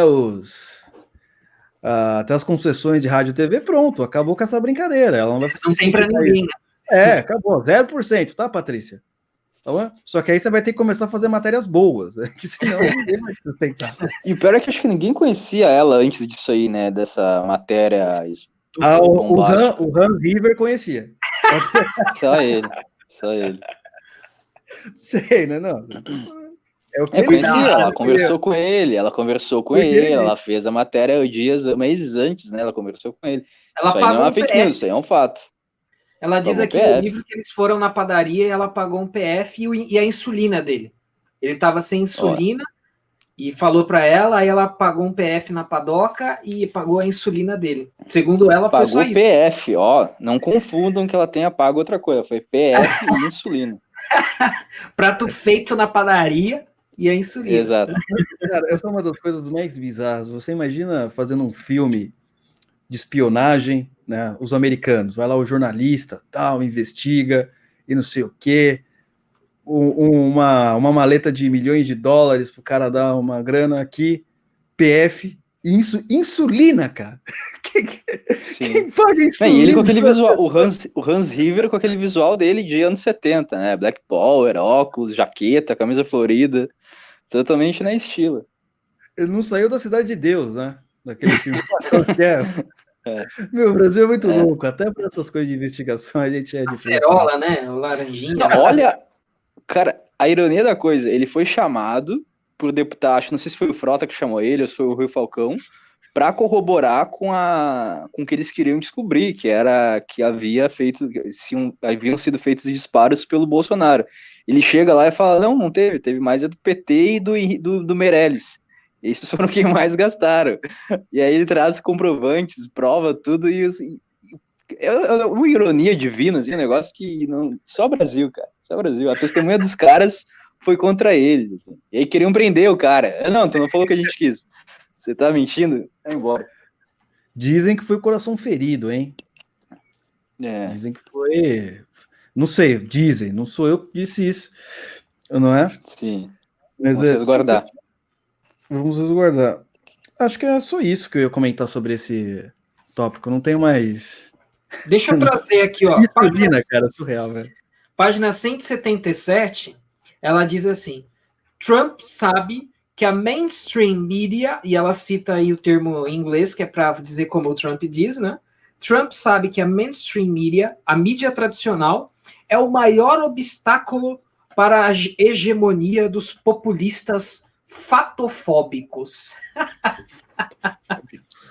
O que tem medo dos fatos. Então, assim, isso daqui é outra grande bobagem, né? Porque essa ideia, o Trump passou a atacar a imprensa, mas isso foi depois que ele foi eleito. Então, você atribuir a chegada no poder, ou que ele está lá por causa disso, você misturar essas coisas, misturar essas estações, a imprensa O americano também é um negócio meio sui generis, que nem o Brasil, né? Tem 20% dos americanos acreditam no pé grande. Se bobear, tem menos gente acreditando na imprensa nos Estados Unidos do que acredita que o pé grande pode aparecer no quintal da casa dele. Então, assim, esse tipo de retórica vazia só podia sair da boca de um jornalista, né? Tem aquela fase do Peter Crift, que ele diz, há certas coisas tão absurdas que apenas intelectuais poderiam acreditar nelas. Existem coisas tão absurdas também que só jornalistas poderiam afirmar, né? Então, assim, essa crítica à imprensa mainstream, ela é um negócio, assim, espraiado no espectro político também, não é uma coisa exclusiva. Assim, é uma tese totalmente furada, né? E aí, depois, na página 191... Fazer um parênteses nesse assunto aí, como claro. Tu apontou antes que tu era um crítico da imprensa, muito antes do Bolsonaro, a própria esquerda criticava a imprensa, né? Inclusive quando o Lula estava no poder e tal, ou quando estava disputando as eleições dos anos 90. Globo lixo, Globo não presta, todos aqueles discursos também com ranço do que a Globo fez no debate com o Collor, que ela distorceu totalmente o debate, não existiu o termo fake news, hoje também não se encaixaria, mas foi uma desinformação, foi uma manipulação que levou eles a, por décadas, criticar a imprensa tradicional também. Só que aí hoje eles estão defendendo. Então é uma doideira, né? O partido da imprensa golpista, né? Por anos e anos eles falaram isso, né? Só que aí a gente tem que cruzar isso com a realidade, né? Então, assim, porque alguém poderia usar isso que a gente falou agora, falar, tá vendo? Ó, a extrema-direita e a extrema-esquerda reclamam da mídia mainstream, reclamam da Globo. Opa, peraí, meu amigo, não tão rápido. Not so fast, Junior. Por quê? É só a gente liga a novela da Globo e ver lá, aquilo ali rema no sentido de um conservador ou rema no sentido de um progressista, tendo lá traição, né? A programa da Fátima Bernardes só fala, todo dia é ideologia de gênero. Isso daí tá remando na direção progressista. Então, assim, quando os caras falavam de pig, né, quando a extrema esquerda reclamava, fazia menos sentido, ou não fazia sentido. Agora, que a Globo não é conservadora, isso daí, meu amigo, isso daí tá evidente a qualquer um. A narrativa ali é progressista, né? Nitidamente progressista. Cara, isso é uma coisa muito interessante, só também um adendo, porque a Globo a gente sabe, né, que o alcance que ela tem nos lares brasileiros, principalmente antes, sem internet, nada, né? Porque a gente sabe como é que funciona, todos os esquemas de monopólio, o governo tem que conceder, enfim, não é simplesmente você chegar lá, abrir sua rádio ou sua TV, não funciona assim, né? Tanto é que o pessoal aí da Shockwave Rádio foi pesquisar, eles conseguiram abrir na internet, porque, para poder ter uma linha, tal, não é uma coisa fácil. E aí, o que vai acontecer? Muito interessante, porque eu lembro do Olavo de Carvalho falando, quando ele chega nos Estados Unidos, ele ficou surpreso, que não existia uma Rede Globo, assim, que tinha 60% do país estava assistindo uma programação, o programa que tinha mais audiência tinha o quê? 5% da população assistindo. Sim. Tamanha força do livre mercado, a gente não sabe o que é isso. A gente não faz a mínima ideia. Tanto é que a gente vive batendo normalmente na mainstream media. Quem é? Normalmente é a Globo, que é o canal de TV, a Folha de São Paulo, na maioria das vezes, o Estadão, tal, etc. Mas até aqui é complexo. Por isso que quando a Patrícia Mello ela fala assim, não, a gente tem que simplesmente favorecer o jornalismo, mas não dá para favorecer, porque nenhum pequeno consegue entrar. Nunca foi justo isso. Você imagina, cara, eu tava vendo outro dia a história do Silvio Santos, como é que ele fez para ter o canal, o Ed Macedo também, os caras, eu não vou dizer que foi nada ilegal, mas você viu os caras, nossa, tinha que correr atrás, falar com não sei quem, loucura, cara. Então é meio que impossível, não é o pessoal vencer. E também não tem, vamos dizer assim, uma espécie de previsão para privatização ou coisa desse tipo. A gente vai conviver com isso daí até, sei lá, cara. Até morrer vai estar aí na Globo, essas coisas, porque a gente não tem previsão de quando isso vai mudar, não é? É difícil a Globo ser extinta.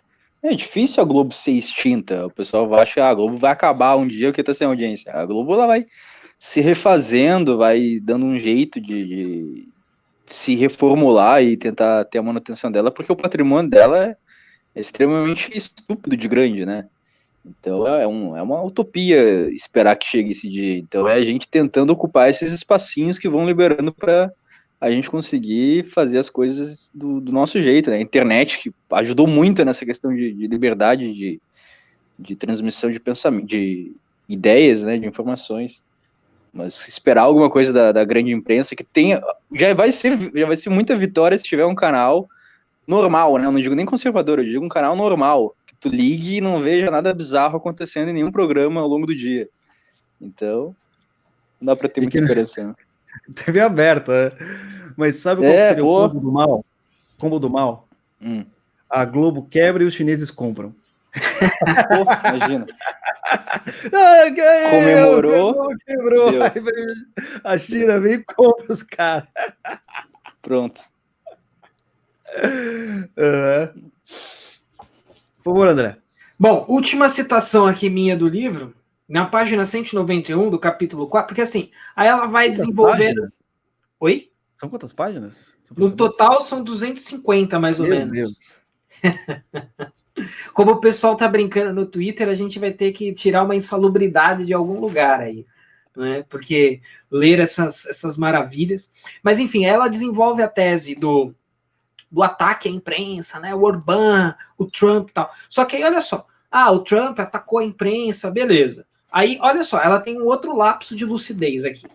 Na página 191, ela diz assim: os Estados Unidos caíram do 43º lugar do ranking de liberdade de imprensa em 2017. Aí quando você lê essa frase, você fala, caramba, eles estavam em 43º. Putz, deve ter caído o quê? Para 80, né? Para ela estar mencionando isso aqui, 80º, né? Deve ter caído para 80. Saiu da lista. Tipo, não tem, tiveram que fazer uma nova lista com milionésimos. Olha só.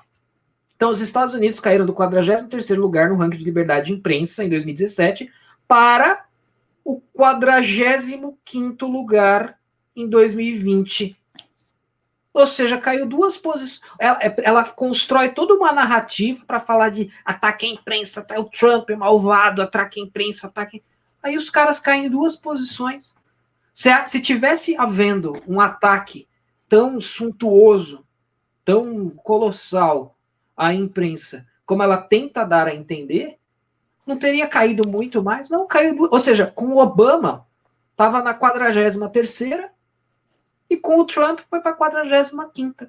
Que piora foi essa? Que fim do mundo é esse? Dos tecnopopulistas que roubam dados da internet para fazer microtargeting com o eleitor que usa o WhatsApp. Entendeu? Não cola. Os fatofóbicos. Os fatofóbicos, né? E falando em narrativa, no começo do livro, ela fala que tudo é guerra de narrativa, só que ela fala que narrativas melhores. Olha só que interessante. Ela não fala em verdade, ela fala em narrativas melhores. Então, assim, quer dizer, no fundo, ela está admitindo que é tudo narrativa, né? Porque assim, eu não acredito que tudo seja narrativa. A teoria da guerra das narrativas é super importante para a gente entender tudo que está acontecendo hoje. Mas eu não acho que tudo seja narrativa. Eu acho que narrativa é uma história ficcional com elementos de verdade e grandes elementos de construção. Mas eu acredito que a gente pode fugir disso. Mas aparentemente a Patrícia Campos Mello ela não acredita nisso. Ela acredita que é tudo narrativa. Então, assim, Gabinete do Ódio versus nacionalismo trumpista são só narrativas. Não é uma questão de que uma coisa é verdade e a outra é falsa. Não, são narrativas alternativas apenas. Mas é uma isso visão faz de sentido. mundo que eu não compartilho. Isso aí faz sentido porque se ela mesma coloca que a partir do dia 20 de setembro, de janeiro de 2017, veio a época da pós-verdade, logo tudo que é verdade é o que sai da boca dela. Não, mas é sério. É pra mim, ela verdade. acredita nisso. E tudo que é mentira sai da nossa boca, sem sombra de dúvidas isso daí. Ela se colocou assim, a partir do dia 20 de janeiro, antes do dia 20 de janeiro, tudo é a idade das trevas. Perfeito. É impressionante essa mulher. Eu ia falar só um negocinho aqui. Esse negócio, por exemplo, de ataque à imprensa, né? Existe um outro problema aí também de definição dos termos. Por quê? Às vezes o sujeito está fazendo crítica, você está fazendo uma crítica. O que é uma crítica? É você apontar algo que está errado, não é? Falar, isso aí tá uma merda, cara, não é assim que se faz. Só que, quando você fala crítica, as pessoas estão chamando do quê? De ataque, não é? E quando você está atacando, às vezes as pessoas chamam de crítica. Então, assim, não tem mais, você vê, até nessa guerra das narrativas, não tem mais a base, o significado das palavras, assim, qualquer coisa é ataque. Né? Então, eu até marquei aqui, ó, quando a esquerda fala alguma coisa da direita, aí é crítica. Quando a direita fala alguma coisa da esquerda, aí é ataque. Às vezes é absolutamente a mesma coisa, ou até mais leve, como um meme. É ataque. Então, assim, cara, a gente tá num nível que as palavras estão perdendo o seu significado. Esse daí é uma coisa que o Flávio Morgan falava muito, né? Do significado e significante. Você tá lá, você tira o significado da palavra e coloca um outro significado qualquer. Isso a gente pode ver, por exemplo, da própria palavra amor. Não é? O amor tem um significado. Tinha, sei lá, na Idade Média. Hoje, você vai escutar, sei lá, um funk, o cara tá falando lá com 7 minas na cama, fazendo toda a suruba, não, que eu estou amando. Então, assim, os caras vão colocando qualquer coisa na palavra. Hoje ninguém sabe mais o que é, né? Qualquer coisa. No vencelinho, você não recebeu um nude na internet, a doll não falar com você, o cara já fica, ela não me ama mais. Perdeu totalmente, né, a semântica, né, o conceito. Por favor, Dex. Se tu vê uma manchete hoje de ranking de ataque à imprensa no Brasil, a imprensa é atacada não sei quantas vezes. Primeira coisa que tu vai pensar é ou foi crítica ou foi piada que as pessoas fizeram. Ninguém vai pensar que alguma redação foi fechada, algum jornalista foi agredido ou alguma coisa nesse sentido. Então, esse desvirtuamento aí do conceito de ataque. O que seria um ataque à imprensa, para começar? Eu não sei se alguém fala de ataque à imprensa. Tu consegue pensar, eles fazem direto, né, a lista de quantas vezes Bolsonaro atacou a imprensa em 2019, em 2020. E não tem nada concreto, né? É sempre algo vago, assim, conforme eles fazem tudo. Soltou um Hadouken, alguma coisa assim, aí não é. Pô. É o furo. Ih, ela deu furo. Sim, é ataque à imprensa, pronto. É o que ele fazia no cercadinho lá, era ataque à imprensa. No livro aqui ela cita que em 2020 o Bolsonaro fez 136 ataques à imprensa. Só que o que é esse ataque à imprensa? É isso. Ah, nossa, você tem uma cara de não sei o quê. Ah, nossa, você... Cala a boca. Tipo, você tá normal, você tá falando com alguém assim. Ah, cala a boca. Para de falar besteira, entendeu? Até mesmo porque se alguém me manda calar a boca, a não ser que seja, sei lá, meu chefe, mas talvez nem meu chefe. Eu não tenho chefe, mas supondo, né? Minha mãe. Aí sim, mas do contrário, me mandou calar a boca, eu não vou calar a boca, isso não é um ataque, isso não é o fim do mundo, é sim. Aquele complexo de grandeza que eu falei que permeia o livro todo. Eu sou tão grande que ninguém pode me mandar calar a boca. Mas isso daí, cara, é impressionante como são essas pessoas, porque quando... se você me ataca, você ataca a imprensa. Se você me ataca, também, você ataca o Estado Democrático de Direito. Sim. Você ataca a instituição, eu represento a instituição. Exatamente, Dex. Exatamente. É incrível. Só agora, se a pessoa me atacar...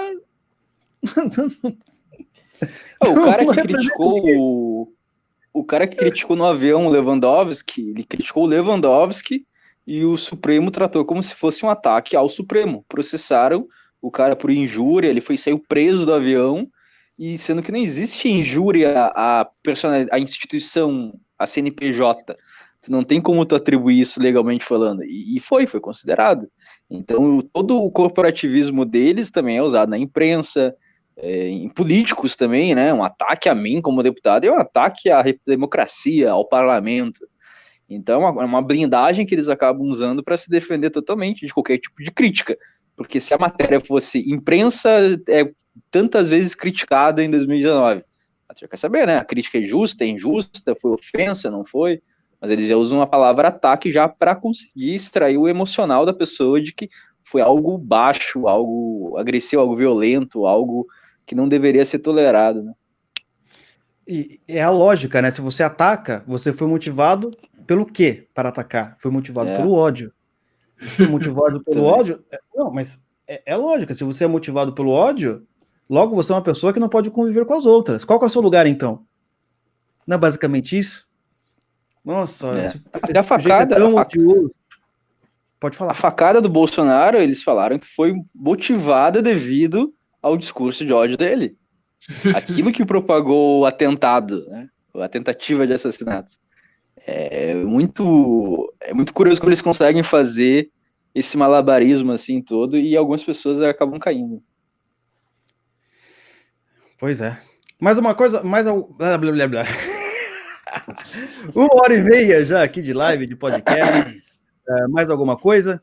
Só uma palavra sobre a conclusão. A conclusão foi uma das primeiras coisas que eu li, porque eu achei interessante pelo título. Eu sou aqui um fiel seguidor do Mortimer Adler e as suas dicas de leitura, então eu vou olhar aqui, eu olho o sumário primeiro, né? Deixa eu ver aqui, né? Deixa eu fazer uma pré-leitura. Conclusão do livro. Será que uma pandemia pode salvar o jornalismo? Interrogação. Caralho. Eu achei isso aqui sensacional, não sensacional no sentido bom, mas assim, sensacional no sentido, ela vai vir com até jornalismo, atividade essencial durante a pandemia. Aí eu li aqui, basicamente ela está falando que sim, e que durante a pandemia as pessoas foram buscar informação de verdade, e isso se comprova pelo aumento de assinaturas do New York Times, pelo aumento de audiência aqui e ali. Só que eu não tive tempo de fazer uma pesquisa profunda para refutar isso, mas eu vou colocar aqui. Primeiro, todo mundo ficou aí pelo menos um mês trancado em casa. Eu liguei a televisão. Agora, o fato de eu ter ligado a televisão não quer dizer nada a respeito se o que ela oferece como evidência de ressurreição do jornalismo é a audiência ter aumentado ou as assinaturas. Sei lá, talvez se eu estivesse nos Estados Unidos, talvez eu assinasse o New York Times. Sei lá, vou ler essa bosta aqui, não tenho nada para fazer mesmo. E eu acho que o americano pensa muito assim, o cara vai pagar quanto numa assinatura digital do New York Times? $10? $5? Isso daí eu entro lá de vez em quando para fazer as matérias, é $1. É dinheiro de pinga. O cara vai lá e assina mesmo. Não tenho nada, tem porra nenhuma para fazer, vou ler essa merda aqui. Eu não duvido que muita gente tenha feito isso. Porque eu vi uma pesquisa que falava o seguinte, que fazia um ranking de profissões que as pessoas estavam confiando mais durante a pandemia. Então lá no topo da lista estava o quê? Médico, enfermeiro, as pessoas estavam confiando muito mais nos médicos e enfermeiros, razões óbvias. Profissionais do ramo alimentício, então o cara trabalha no restaurante, ficou trabalhando durante a pandemia, a população ficou mais simpática a esses profissionais.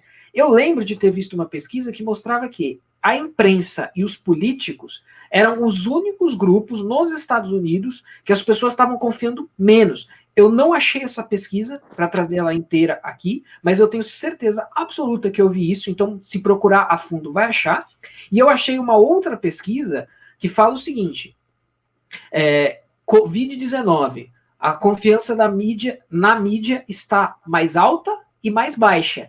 E essa pesquisa está fazendo exatamente a leitura que eu fiz. As pessoas estão consumindo mais. Óbvio, você está trancado. Eu ia ficar trancado dentro de casa, você acha que eu não liguei na CNN Brasil? Eu liguei várias vezes na CNN Brasil. Agora, isso não quer dizer que eu tô, CNN Brasil, palmas, linda. Não. O que eu acho que teve um aumento de consumo que não necessariamente segue de um aumento da confiança. E aí, essa pesquisa que eu achei, ela é do dia 5 a 13 de maio desse ano, e ela diz que nos Estados Unidos, apenas 42% da população confia na mídia quando o assunto foi só Covid, tá? Então, olha só, menos da metade da população, então não é só conservador, redneck, tem mais gente aí nesse meio. Porque se 42% confia, 58% não confia. Então, 58% não é só redneck, conservador, trumpista, republicano. Então, essa tese da Patrícia Campos Mello aqui tem um forte potencial de ser ela própria uma fake news, né? Porque ela é a fonte. A fonte sou eu, né? Fonte Águas de Lindóia. Claro que isso a gente está ironizando aqui, mas eu acho que é uma interpretação muito equivocada, né? Não é porque as pessoas consumiram mais que elas estão confiando mais que isso é a salvação do jornalismo. De repente o cara tá vendo, é que nem aquela coisa, né? O vídeo da música de funk no YouTube tem 10 milhões de views. Bom, não quer dizer que 10 milhões de pessoas viram e gostaram, né?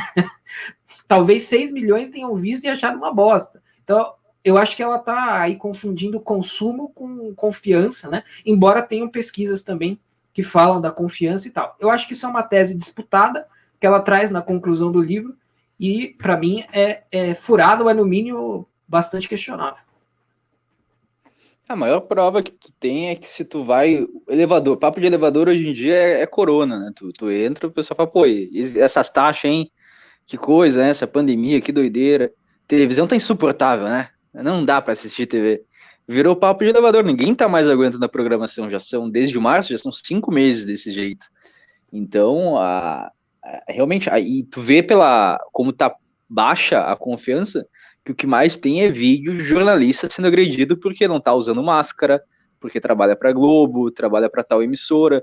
Então a população como um todo não tá realmente tratando o jornalista, a imprensa, do mesmo jeito que trata um médico ou um entregador de Uber, de comida, de iFood.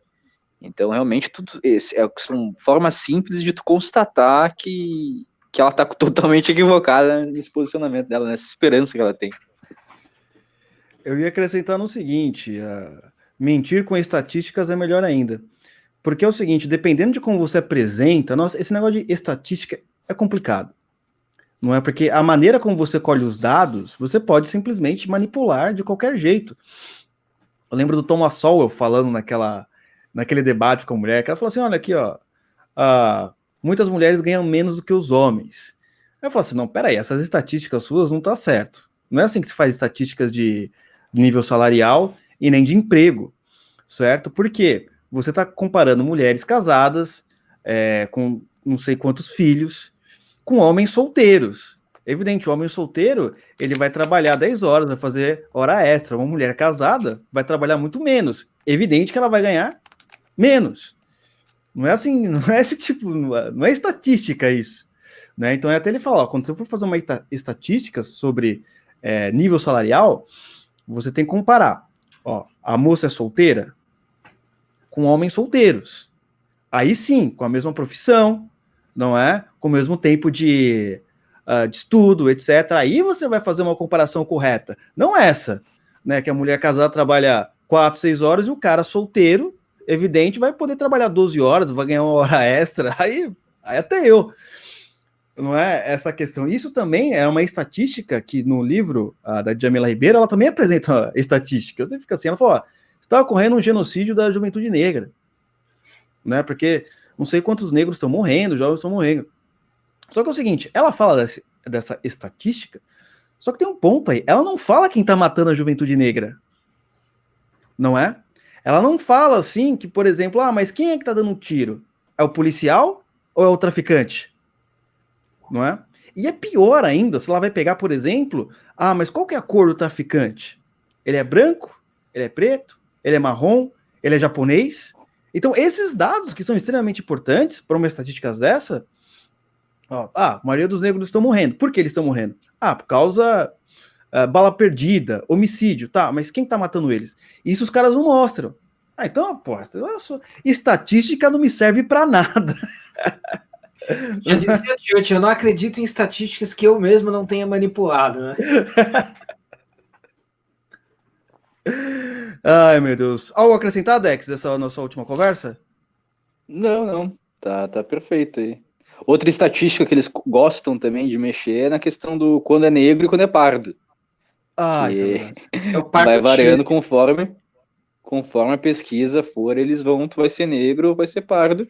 E também o mesmo critério de motivos de homicídio para os LGBTs. Então eles colocam qualquer tipo de homicídio na tabela da homofobia, né? Exatamente. Né? Até hoje também eu sofro com esse problema. Eu não sei quando eu sou negro ou quando eu sou pardo. Eu sou o pardo de Schrödinger. Quando tá tendo sucesso, tu é branco, pardo. Quando tu tá em algo de ruim, aí parabéns, tu tá sendo negro. Mas é isso que os caras colocam, né? Pardo na universidade. Da universidade é pardo. Não é? Então, meus amigos, minhas amigas, estamos então finalizando aqui nosso podcast, aqui a nossa live de quase 1h30, com a participação do Bruxão, que leu o livro, com a participação do Dex. Não se esqueça, odeio de falar esses avisos, mas segue aí e curte também, compartilha para a gente saber se você está gostando ou não, porque às vezes, se a gente não tem esse dado, a gente não sabe o que está acontecendo, né? Tipo, será que o cara ouviu, será que o cara não ouviu, né? Não é simplesmente para aumentar a fama, nada disso, é porque esses dados são importantes também, estatísticas, não é? Tá Steve Bannon nos ensinou que a gente tem que mapear o público, o que ele tá gostando e o que não tá, então colabore. Não sei se foi você ou o Leitadas que falou agora no Twitter, que se você não estiver fazendo nada, vai lá no podcast do Dead Ping, só dá play pra gente subir lá pra cima. É o Leitadas. Deixa rodando aí e vai fazer outras coisas, tu já ouviu. Não, exatamente, né? Não se esqueça aí também de ir no podcast dos nossos amigos, estarão aqui na descrição. Então, André, muito obrigado aí, você leu o livro, alguma consideração final antes da gente finalizar? Só queria agradecer o Dex aqui, prestar continência para o Dex, agradecer a presença aqui na live. Queria dizer que, na minha opinião, de todos os livros que a gente abordou até hoje, o da Patrícia Campos Melo é o pior. Não é porque eu fiquei incumbido de liderar a leitura, não, mas realmente eu acho que o do Zizek, da Tiburi e da Djamila, pelo menos tem uma pretensão de objetividade que o da Patrícia Campos Melo não tem. São só as notas dela, né? A tese já é furada. Imagina a nota de alguém sobre uma tese furada. Então, realmente assim. Agora, nunca esquecendo, claro, isso está sedimentando a narrativa. Então, a gente precisa estar atento. Mas dos 4 é o pior. Exatamente, e também obrigado pela sua presença aí, o rei do Gabinete do Ódio, segundo o grande ator pornô, que agora é aliado da Patrícia Mello. O pagamento tá atrasado, hein? A gente fez essa live, na verdade, ela tá gravada, ela vai estrear, provavelmente deve ser agora o quê? 11h43 aí, porque vai estrear amanhã, vai estrear nesse domingo às 10, na verdade você já tá vendo. Obrigado então, Dex, né, pela sua presença, a gente até gravou, porque não deu para fazer a live. Obrigado pela sua presença, a gente conseguiu marcar na correria, a gente até falei pro André, a gente tem que trazer o Dex, porque vai ser simbólico, porque é a Patrícia Mello, aí vai ser mais engraçado ainda. Absurdo não ter sido citado nesse livro aí. Exatamente. Eu fiquei lendo o livro, tentando ver se ela ia citar o Dex. Ela cita o Evandro Pontes e ela cita o Senso em Comum, mas ela não cita o Dex. Ih, que pena. Quem sabe da próxima vez, hein? Então eu vou tentar, vou me esforçar mais.